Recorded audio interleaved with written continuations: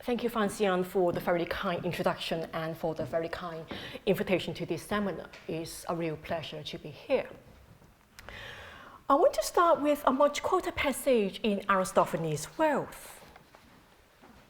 Towards the end of the play, the priest of Soteria comes onto the stage. He complains that he's starving to death now that Plutus has recovered his eyesight and has made everyone rich. In the past, he says, people used to sacrifice to Soteria after a safe voyage, after winning a lawsuit, and when seeking favorable omens. What we have here is comic fantasy showing that despite being the king of gods, Zeus is left with no worshipper and his power is made redundant. Aristophanes chose Soteria to make this joke precisely because his cult was one of the most popular and one of the most prosperous in classical Athens. Aristophanes is referring to the cult of Soteria in the Piraeus in the harbor of Attica. According to Pausanias, this temple was adorned with bronze statues of Zeus. It's the most worth seeing thing in the Piraeus. Now, looking at the range of blessings associated with Soteria, these are not necessarily what you may have in mind when you think about the words Soteria and Soteria in the modern Christian sense of the words. In Christian uses, the words usually have a strong association with the afterlife. Aristophanes doesn't actually use the word Soteria here. Nevertheless, this passage still raises important questions on the nature of Soteria in ancient Greeks and the functions performed by Saviour gods. What did Soteria actually mean to the Greeks? How did the gods actually save? Who could become saviors in Greek polytheism? These are some questions that we are going to explore today. Soteria is only one example in a pantheon of gods called Saviour. All over the Greek world, there are hundreds of cults of gods carrying the epithet Saviour. From at least the late Archaic period onwards, the epithet spreads remarkably quickly across the Mediterranean.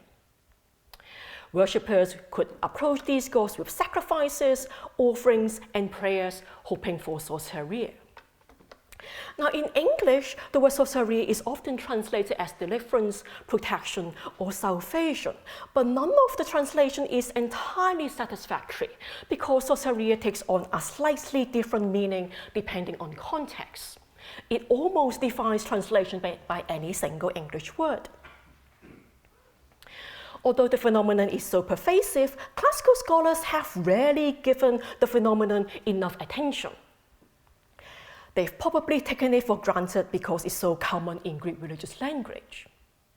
Or they might have avoided the concept altogether because of its Christian connotations. What I'll do today is to look at Soteria using both literary and epigraphic sources. I hope to show that Soteria was a multifarious concept entailing a different experience from salvation after death. In fact, it has almost nothing to do with the afterlife. I know that Miguel is going to focus on literary sources, whereas I'm more interested in inscriptions. I'm going to look at specific examples that illustrate the power of Saviour gods and the experience of the Greeks. And then later on, I'll move on to larger issues in the study of Greek polytheism.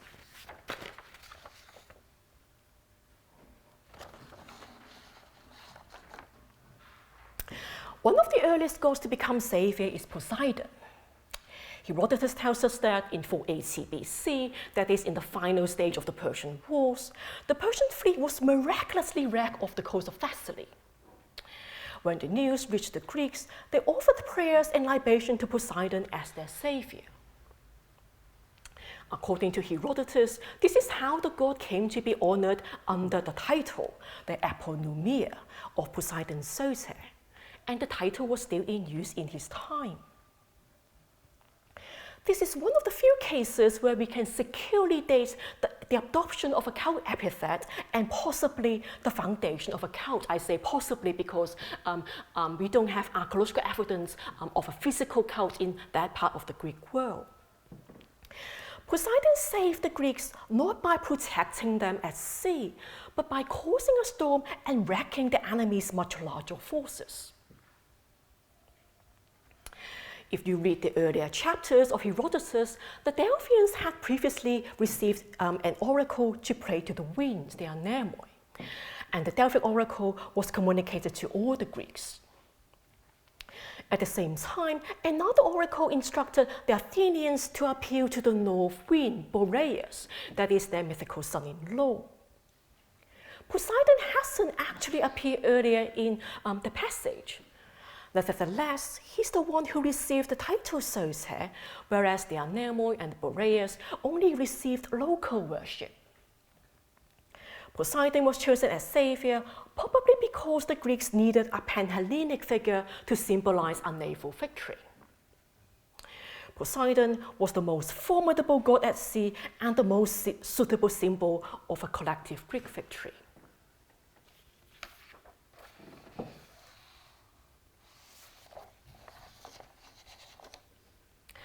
At about the same time, during the same struggle with the Persians, the cult of Artemis Soteria was established in Megara. Pausanias tells us that when the soldiers of Mardonius were marching in the Megaras in 479 BC, they couldn't see in the dark and they used up all their arrows shooting against the rocks.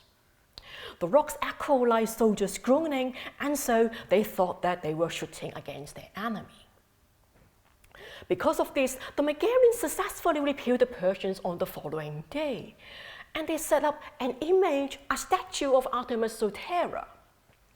A bronze replica was erected nearby in the nearby city of Pergae. As this episode shows, Artemis Soteria is extremely popular in warfare. She's the most popular savioress across the Greek world. Long ago, Theodora argued very elegantly that Artemis is a goddess of the margin,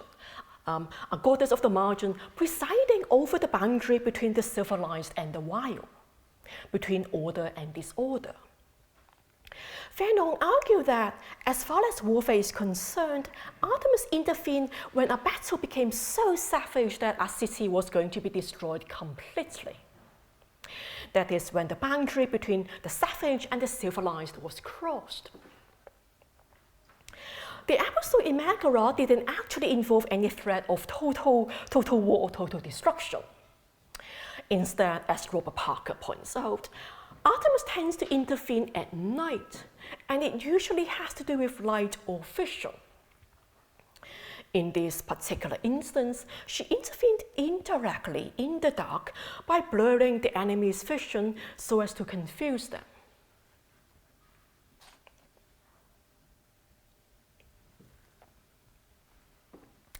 These are not very good images. They are coins from the imperial period, one from Megara and the other one from Pergae.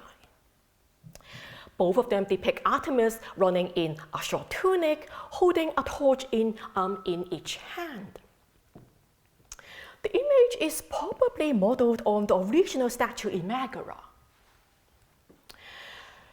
It's very common to find Artemis carrying a bow or holding a torch, but Artemis is usually depicted with one torch rather than two. I owe this observation to Fisgraf, an article 1992 published in ZPE, but the reason why there should be two torches has never been explained. There are other examples where Artemis Soteria holds two torches, such as this image from Delos.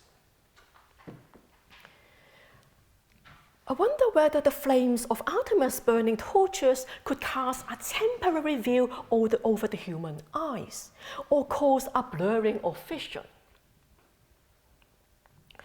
Whatever their precise functions, Artemis with two torches may be a symbol of Artemis the light bringer, Phosphoros, which is metaphorical for salvation. Already in Homer, light is a metaphor for salvation. So Artemis the light bringer is also a goddess who could bring salvation.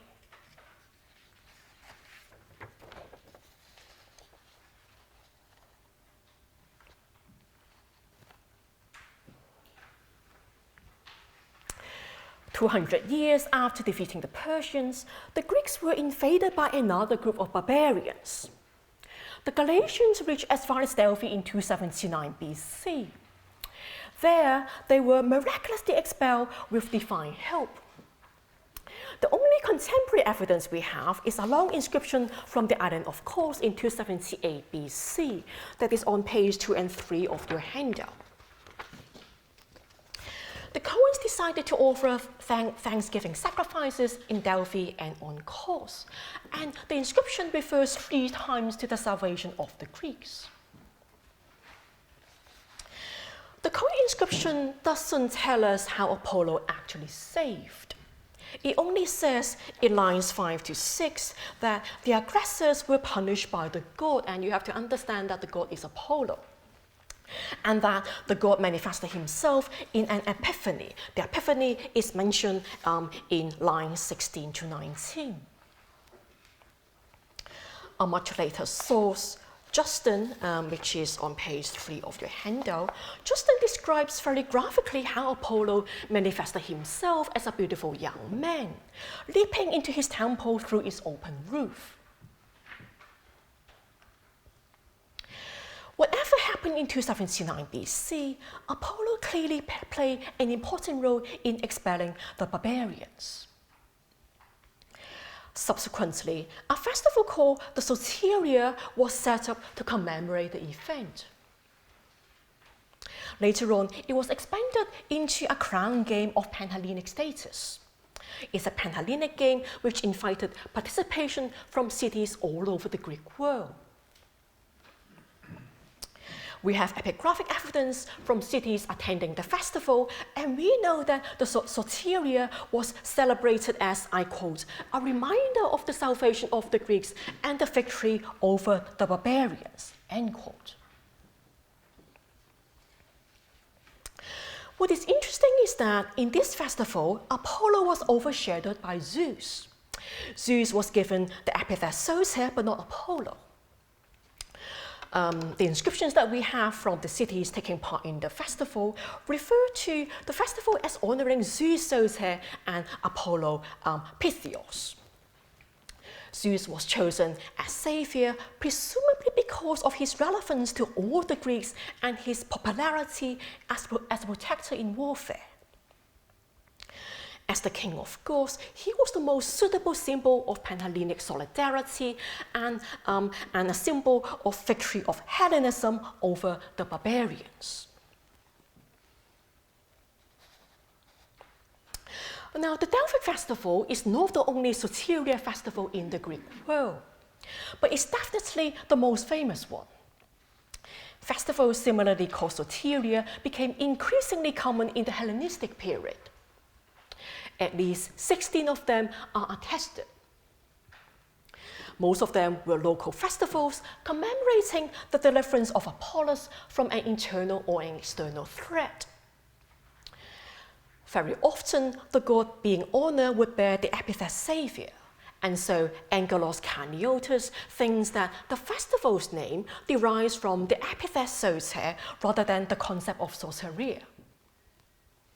But I find it very difficult to disentangle them. The epithet and the concept are in fact very closely intertwined. The idea of Soteria is actually very prominent and explicit in the Delphic festival.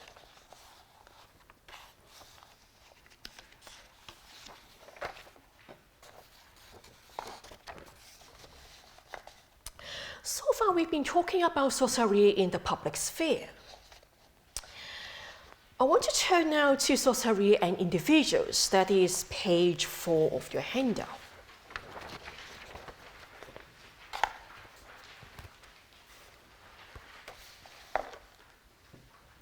The concept of Soteria is just as important in personal religion.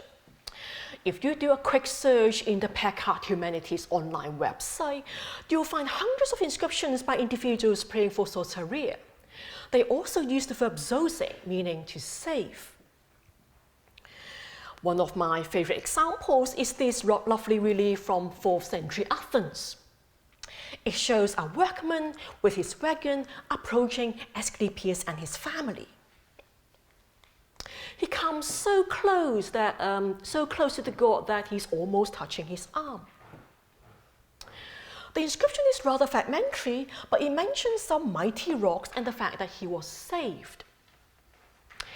I wonder whether he was saved from a landslide together with his horses or his mules, or whether he had an accident when transporting stones. The last line of the inscription mentions the shrine. He probably came to Asclepius' sanctuary to be healed or to repay the god's favor.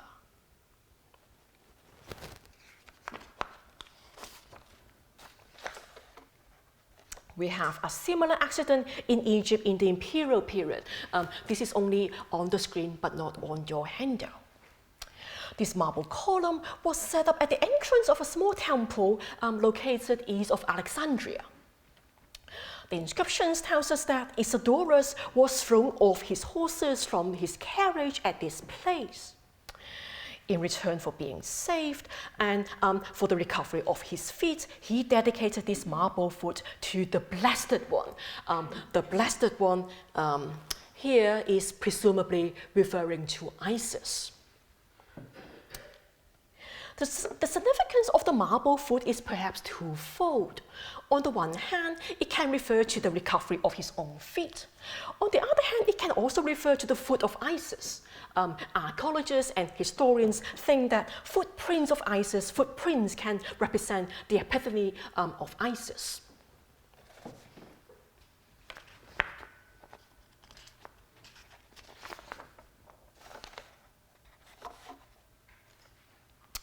This inscription from Ikaria, well, not the Ikaria in the Aegean Sea, but the Ikaria in the Persian Gulf, shows an Athenian commander and his soldiers dedicating to Zeus Soter, to Poseidon, and to Artemis Soteria.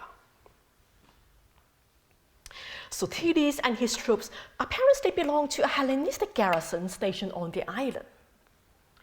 They were on campaign far away from home, and it must have been terrifying to cross the Mediterranean. But presumably they got there safely. Zeus comes first in the inscription as he's the most powerful god in the Greek pantheon. He controlled the sky and the weather and therefore relates to seafaring. Artemis had a local cult on the island and was assimilated to an indigenous goddess. It's quite interesting that Poseidon is sandwiched between the two saviors, but is not himself called Soter.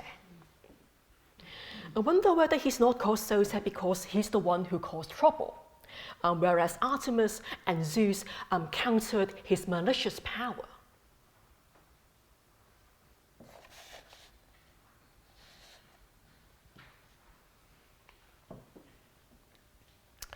This marble stele was set up by a father for the health of himself and his wife, and for the release of his son, who returned safely after being captured by the Galatians. Sometimes Soteria can mean good health or restoration to health, but in this inscription, Hugeia and Soteria refer to two rather different things. The father is praying for the general well-being, the good health of the couple, and for the release of his son from captivity. He was captured by the Galatians, but was fortunately released. The father goes on to pray to Apollo to be kindly to himself and his family. And so his dedication looks both backward and forward at once. It illustrates nicely the continuous cycle of chaos between man and gods in Greek religion.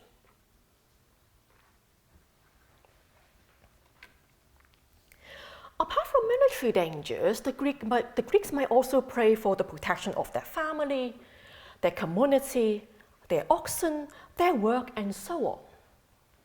But the sense of these expressions is not always clear. An interesting example is this marble altar from Egypt. It's dedicated to Isis, Serapis, Harpocrates, and Ammon as savior gods, for the sorcery of elephants. Now, does it mean safety from the potentially dangerous elephants, or is it the safety of elephants from potential dangers? The dedicator is probably a Ptolemy official involved in hunting elephants.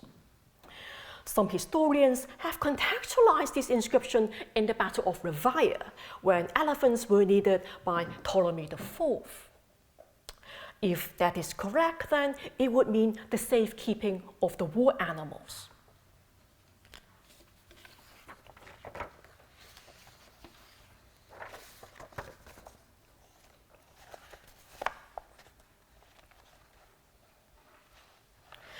I've chosen the most colorful examples to illustrate worshippers' saving experience. But I want to emphasize that sorcery isn't necessarily related to particular crises or real dangers. It need not be something miraculous, extraordinary, or life-changing or life-transforming. It can be as basic and mundane as having enough crops to live on, being in good health, or maintaining the existing well-being. For most individuals, sorcery is about attaining specific, well-defined, and often very short-term goals. This could be deliverance from war, safety at sea, recovery from illness, but it can also be about economic security and physical well-being more generally. I hesitate to categorize these different uses into high-intensity and low-intensity uses of sorcery, because the distinction is fluid and not clear-cut. For example, when the Delphic Soteria was celebrated for the first time, the Greeks would vividly remember their deliverance from the barbarians. But as time went on, in subsequent celebrations of the festival, it might become more an occasion to propitiate the gods to preserve the Greeks' existing well-being. In other words, what was originally a high-intensity experience could become a low-intensity one. Regardless, what unites these different uses of sorcery is the implication of some threat or some danger, whether real or perceived, actual or potential. The Greeks pray for sorcery in all aspects of life because they are conscious that their fortune is in the hands of the gods. Of course, these dedicators are lucky to have attained sorcery in different senses of the word. But there's always the fear that the gods may not save you next time. It reflects the wider Greek worldview that divine actions are most unpredictable and that human fortune is unstable. We've seen that sorcery is an elastic concept. It's elastic in the sense that it has a wide range of meanings and concerns all aspects of life. But how far can we stretch this concept? Is there anything that savior gods couldn't save you from at all? Back in the 19th and the 20th centuries, some scholars such as Richard Reisenstein claimed that the Greek savior gods could grant salvation after death. It was also claimed that the Christian concept may have been influenced by the Greek. But I've looked at the language of sorcery in Greek mystery cults in a recent article, and I found that the word is never used in connection with the afterlife. It's always to do with this world rather than the next.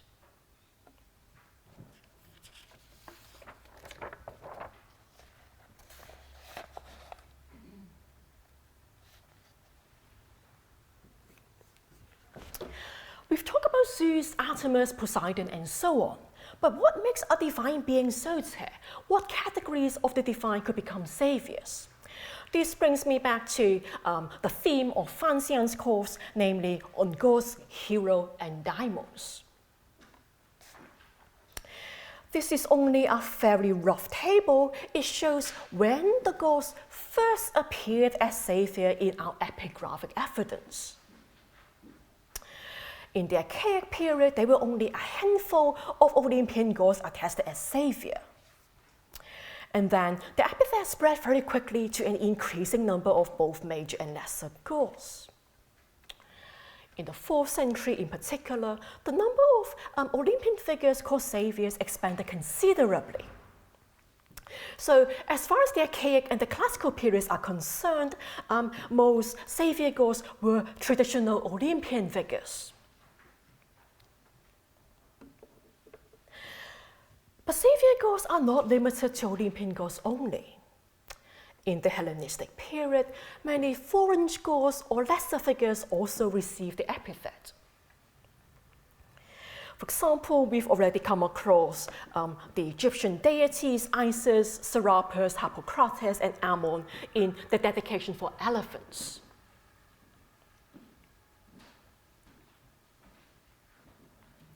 We also find the Syrian goddess Artaxerxes. She appears in a dedication in Macedonia. I haven't put the inscription on the screen here. And more recently, a newly published graffito from the Black Sea region mentions Achilles Soter and Targa Soteria. Now, Targa is an indigenous goddess variously called Taka or Targa in the inscriptions. Just like the Syrian goddess Artaxerxes is a case where a foreign goddess is brought into the local Greek framework. The graffito shows that foreign gods could receive the epithet when worshipped by the Greeks. And heroes like Achilles can get the title as well. Achilles is very well known in the Black Sea as a protective figure at sea. So regardless of their divine status, origins, and identity, divine figures proven effective in offering soteria may be recognized as soter. We can imagine that if a god successfully saved a community or individual, somebody else would try that out. As a result, the pantheon of savior gods was far from fixed. It was constantly being expanded. It always had room for change and for expansion.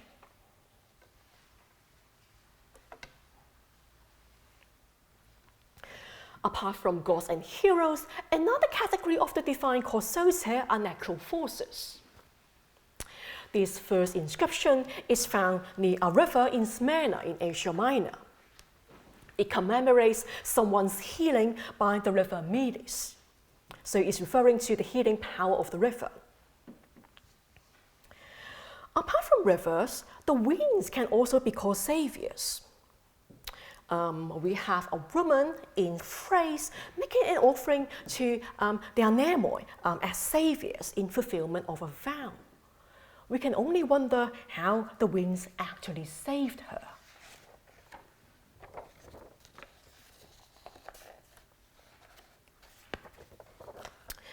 Then what about daimones? Were daimones called saviors or not? The only example I've come across is the Hellenistic epigram. It's too long to be put on the screen, but it's on page 5 of your handout. The epigram is about the destruction of Ephesus by flooding in the 1st century BC. The author is lamenting and asking where the saving daimones had turned their eyes.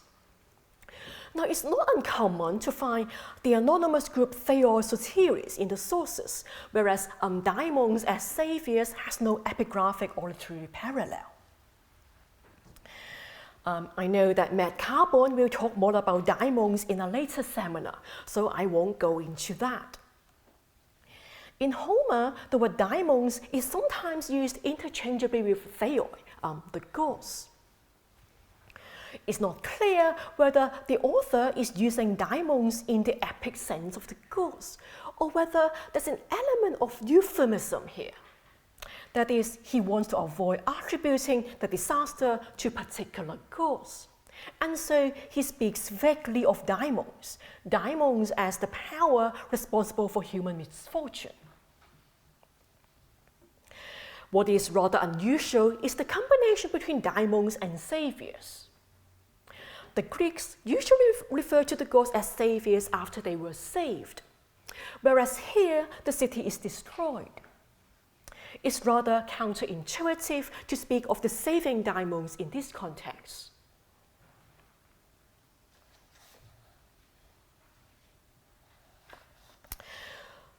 I mentioned earlier that the pantheon of savior gods was far from fixed.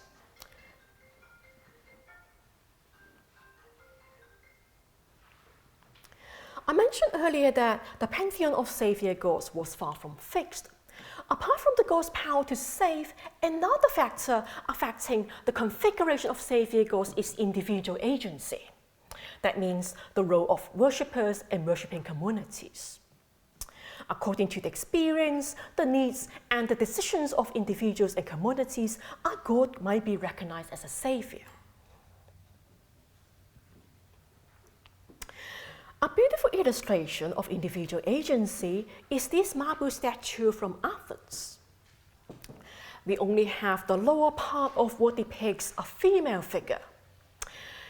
This was dedicated by a woman to the goddess of childbirth, Aletheia. She's a divine specialist helping women in labor. What makes this text so interesting is the goddess' double epithet in the participle form of zoe, literally meaning saving and continuing to save. It seems that the woman has just given birth to a child and is praying for continuous protection in future. I find it a bit strange that she's fulfilling the vow on behalf of herself, Hyper Heautes. She doesn't actually mention the newborn child. Could it be that she lost a child and is praying to the goddess for another pregnancy and smooth delivery? The two epithets seem to refer to two different aspects of saving. One looks to the past and the other looks to the future. This dedication is intriguing for various reasons. There is no parallel of this goddess being called Savioress, whether in the participle form or in the more common form Soteria. The woman not only coined the new epithet Episosusa, not otherwise attested, she also gave the epithet to a goddess not otherwise called Savioress. The fact that the goddess wasn't normally called Savioress didn't bother her at all. Of course, the Greeks didn't consult a dictionary of divine names to look up how a deity was called. And new saviors could be created as context required. It shows how individuals could adapt their ways of addressing the gods according to their needs and circumstances.